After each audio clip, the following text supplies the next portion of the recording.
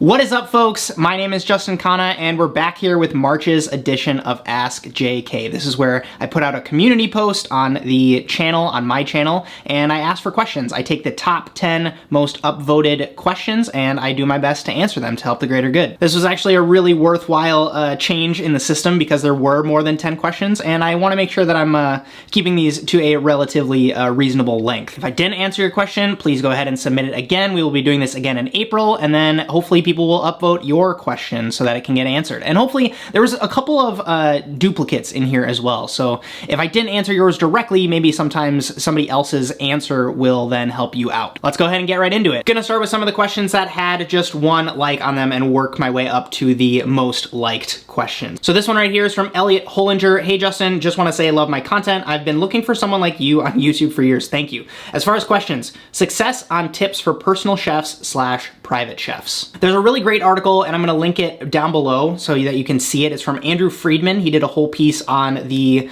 kind of shift of chefs going from restaurants to doing things like private chefing or doing pop-ups. And it's a really great kind of state of the industry piece. And I'm gonna cover it on the podcast in a little bit more depth, but just to give you a answer to your question right away. As far as my experience on seeing other chefs be successful in the private chef space, personal chef space, I've seen people that have the biggest network or the most valuable network win. So if you want to spend time at someone's mansion up in the hills and cook for them, cook for their parties, cook for their clients, travel with them when their families go on holiday, knowing the right people and knowing the people who are gonna recommend you into other people's lives is gonna be the most worthwhile investment you can have. And sometimes they like to hear that you have had experience with other clients. Sometimes they just wanna know that you were a badass restaurant chef. It always varies depending on the client. But as with things like the catering space, your network is your net worth in that arena. If I had to give you any tactical takeaways that you can use probably like this week is to reach out and find out who the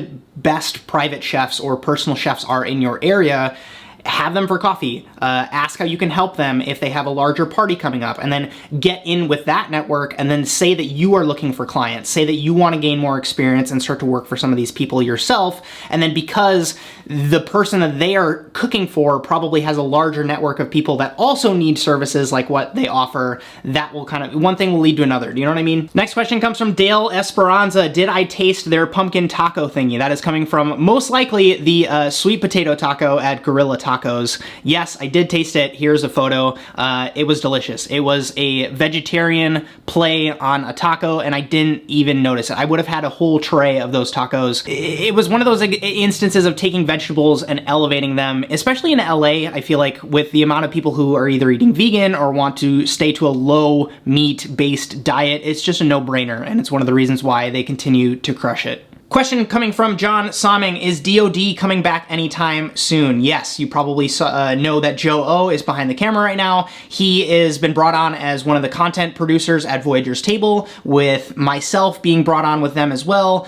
I'm gonna start doing pop-ups again in April, and because that gives me full creative control as opposed to some of the client-focused menus that I've been writing recently, that means that some of my creative inspirations can then shine through in the food. Joe will be there to document the whole thing. That is what DOD is gonna evolve into, and I apologize that it had to take so many like steps back to go a couple steps forward, but with having him here almost full time, that makes it so that we can continue to produce content, and I won't have to make DOD the me in front of a tripod situation that it was. So I'm thinking, like, we're already talking about getting things like lav mics so that I can continue to move around the kitchen, and like the overall production quality will just be higher. Like, he has a camera, I obviously have a camera, we can do multi-cam setups. It's just the production quality is gonna go up, and it's gonna be a little bit more consistent. And because it's gonna fully get executed into a menu, that's gonna go back to what I talked about when I suspended the show, when I was talking about doing content-focused food shoots, where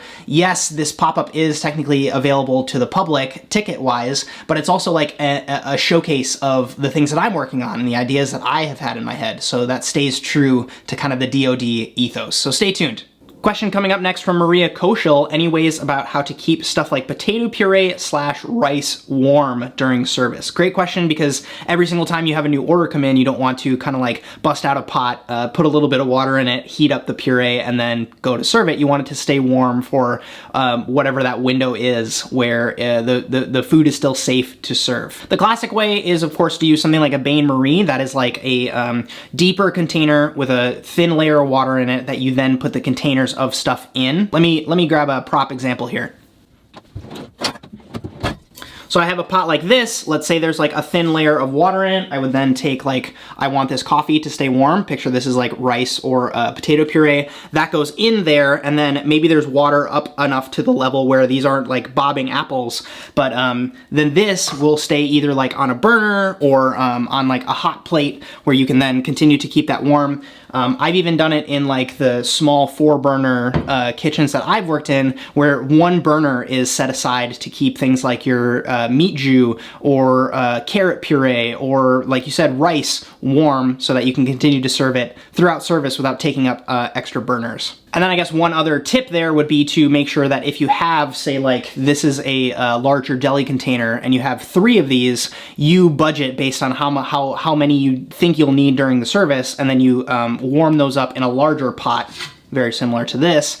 Then the entire warmed quantity goes into these. You keep them warm during service instead of having to warm these up one by one. Does that make sense? Shrey Balara asks, pineapples on pizza and my take on fusion food. Pineapples on pizza don't suck. It's just not gonna be my first decision. If you're gonna just do pineapples with like tomato sauce and cheese, probably not that great. If you're gonna go like pineapples and ham and pizza, that's better, but I would probably like direct you to do something like a little bit more bougie with it. Like use really nice ham and use fresh pineapple. I feel like the times when that doesn't taste good is when you're using like the canned pineapple that's compressed in a little bit of syrup, and the ham is sometimes kind of dry. Like if you get some color on the ham and you're using really fresh pineapple, like I was just in Hawaii, I posted a photo of me eating some really delicious Maui Gold pineapple. That would actually probably be a delicious pizza, as opposed to kind of like the commercial stuff that people are used to seeing. I know some people are nuts about this. Some people are, it's a very polarizing topic. I'm not 100% against it. It's not something I would order directly, but if you invited me over to your house to eat some pizza and it was pineapple and ham, I would probably get down on that. Second part of your question was my take on fusion food. It's the future, right? Like it's the fallacy that every single thing that you create is going to be new is kind of, like I said, it's a fallacy. You're not going to. You're going to take inspiration from other different sources, and with the way that the globalization has taken over right now and everybody's ideas are kind of touching one another, you're gonna have fusion happening. It's how thoughtful are you in your execution of the fusion, I think, is the pivotal point, and the point when things can fall flat on their face and get called cultural appropriation or just a little bit too out there, as opposed to something being like far away and beyond and being considered something truly new. Question coming from Justin Reyes. I dropped career in sales for a culinary career. My first day is tomorrow at a catering company. This was 3 days ago. I hope the first 2 days were good. What are some short-term and long-term goals I can have to set myself up for success? I think your biggest thing is going to be getting the consistency down. If it's a catering company, chances are they have recipes, they have repeat clients that expect something from them. And with catering, it's also a lot of larger production stuff. So if you screw something up, it's a 250 batch, like 250 portion batch of something. So you just need to make sure that you're constantly asking those questions and making sure that you are showing that you can have control over these constantly changing situations. Catering is, the space is always changing, the clients are always changing, and the expectations are always changing. But it is one of those food businesses that I've seen be the most profitable, because you're providing more service than just providing the food. You're providing the service experience of being able to offer food in a place that didn't previously offer food, if that makes sense. So you can typically charge a little bit more. The margins are a little bit better because you're not so beholden on people walking in. You know exactly how many people you're feeding, so you have control over your costs. So if it's something that you want to continue to pursue and that's going to be your career trajectory, I'd implore you to pay attention to those things, because it's going to pay dividends down the line when you start to get events of your own and start to get clients of your very own. And it sounds like with your background in sales, some of this is already starting to ring true to you. Nicholas Andreas asks, hey Justin, another question that I wanted to ask during your live stream. Do you think it's worth investing in a high-end chef's knife, Wusthof, Zwilling, Misono, and gear when I'm just cooking at home for the most part? He's using a cheap CS Crow System Western style knife with an annoying bolster, and I'm constantly sharpening it on the Wesstones consistently. Although I've been having thoughts about purchasing a knife at the $200 USD price range. I think that if you're already asking the question, it's something that you're already interested in. There's a ton of people who, you know, will like to go on vacation with their family, and some people are totally fine taking photos on their phone, and other people appreciate the art of photography, so they want to invest in a nicer camera. Or, you know, someone who is really likes, will enjoy going out to eat and dressing up in like a simple button-down shirt and a pair of slacks. And then there's other people who really sincerely appreciate being able to dress up and wearing a nice suit. It sounds like you're the type of person who you enjoy cooking at home and it brings you joy. So I think you should invest in something that is a little bit on the higher end. And don't have imposter syndrome thinking that just because you have a knife that is used by professionals that it's not worth it, or that like you're not worthy of using a tool like this. There's a ton of people who you'll see walking around Paris or Hong Kong who aren't professionals, and yet they're just taking vacation photos of their family using a professional level camera. I know for me, when I'm cooking at home, I use all my pro level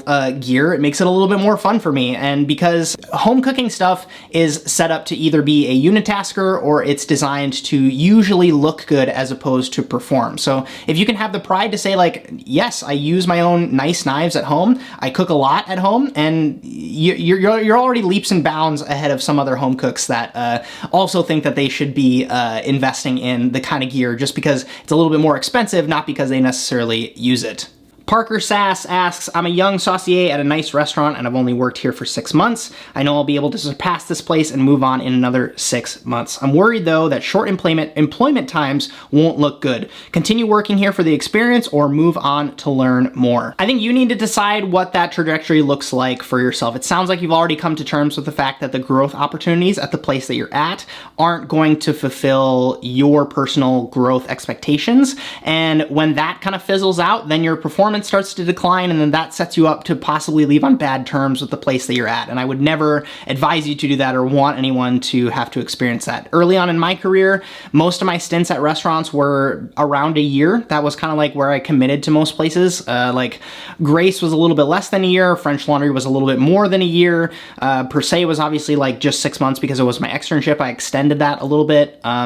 And then Lysverket was long. Lysverket was almost 3 years. And so I firmly believe that there's no stress as long as you are able to give enough notice to the people that you're working with that like, listen, this job isn't really for me right now. I need to move on to find something that's a little bit more stimulating for me. I don't think there's gonna be any hard feelings there. And especially if you can set yourself up to a place where, yes, maybe, here, I'm gonna use my hands here as an example. Say you're at a restaurant that's here on the kind of like reputability or caliber level, and you wanna go here, you can upgrade yourself to here at this restaurant, but maybe if you decide that you're gonna like go here and end up lower on the ranks of the higher ranking restaurant, you give yourself more room to grow, and then after that, you know, 6 months time period or maybe a year at this nicer place, you'll find that you're a little bit further along, and you're not leading with the fact that like, I stay at places forever. If you make that something that you initially apologize for, you automatically set yourself up for that kind of criticism. So say, like,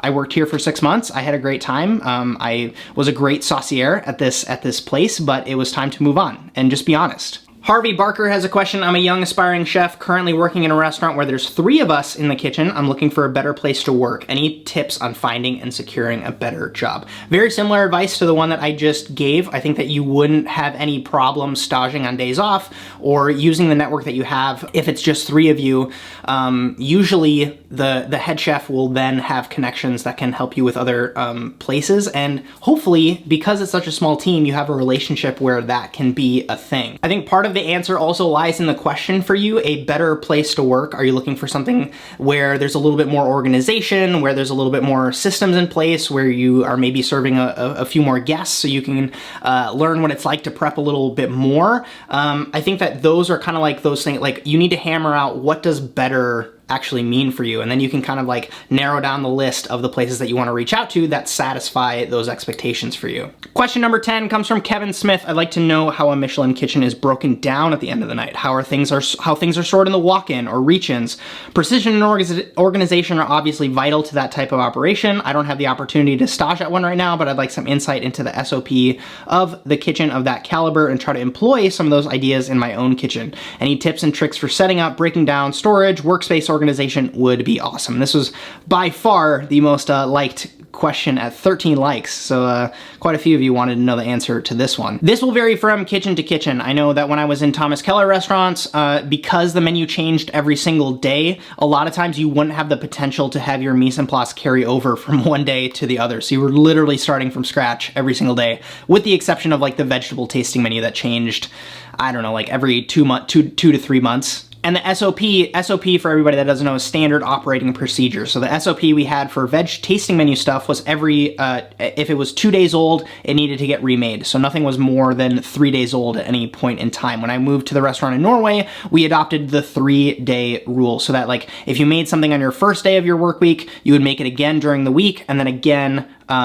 on the last day of your work week. So we never had anything that was more than 3 days old. The last day of your work week, you would prep for the current day that was there, and then you would have your weekend, right? And then 9 times out of 10, things would either get frozen or put on ice just to make sure that it was still okay when you come back to work on your quote-unquote Monday. As far as setting up goes, I think the biggest thing is to make sure that you're tasting everything, especially if you know that the quality might have degraded since you've last tasted it. Breaking down, I always had the philosophy that you should make sure that all of the food goes away first. So like the last ticket comes in, the last dish from that section goes out. The next step beyond sweeping or taking care of any other containers is to make sure that all the food on your station gets put away. That means labeled, dated, initialed, put away in its proper place. Maybe anything that goes to a secondary fridge goes into there, and then you can start doing things like cleaning, and that makes sure that it's not a crazy disaster and you're taking cleaning chemicals out in front of ready-to-eat food. As far as storage goes, lining things up so that it's first in, first out, I think most people know exactly how that is, and workspace organization. I would always organize my fridges in different ways, depending on, like, some people like to do it, one tray is correspondent to one dish. Some people like sauces go on one shelf, vegetables go on another shelf, and then like still in prep mise en place goes on another shelf. You can kind of organize it based on your workflow and how you like to organize your station. It changes once you start to get more dishes on your tasting menu. So like when I was on the entremet station, I would organize it based on components. So sauces go on one tray, vegetables go on another tray, and still in prep mise en place went on another tray or another shelf. But then when I moved to the meat station, that was more based on dishes. So like the langoustine dish had its own tray, and then the lamb dish had its own tray, and the pork belly dish had its own tray. As I said at the start of this answer, every single kitchen is different, so if you have something that was particularly insightful that you learned at the restaurant that you work at now, go ahead and check out Kevin Smith's question and leave your tips down in the comments, because it seems like there's quite a few people who are curious about this topic. And that is going to do it for this month's Ask JK March 2019. Thank you so much for everybody that submitted your questions. Stay tuned for April's edition, where I'm going to take 10 more of the most upvoted questions and answer them. I really like this layout now because it allows me to cover a lot of ground in a very short amount of time, and a lot of these questions are like very specific. I like how specific you get in your questions, so as you've probably seen with some of my answers, the more information I have, the more likely I am to get into the nitty-gritty details and hopefully help you. And for everybody else that didn't get your questions answered, please leave them in next month's and see if they get upvoted. As per usual, thank you so much for your attention. My name is Justin Khanna, and I hope you have a good one.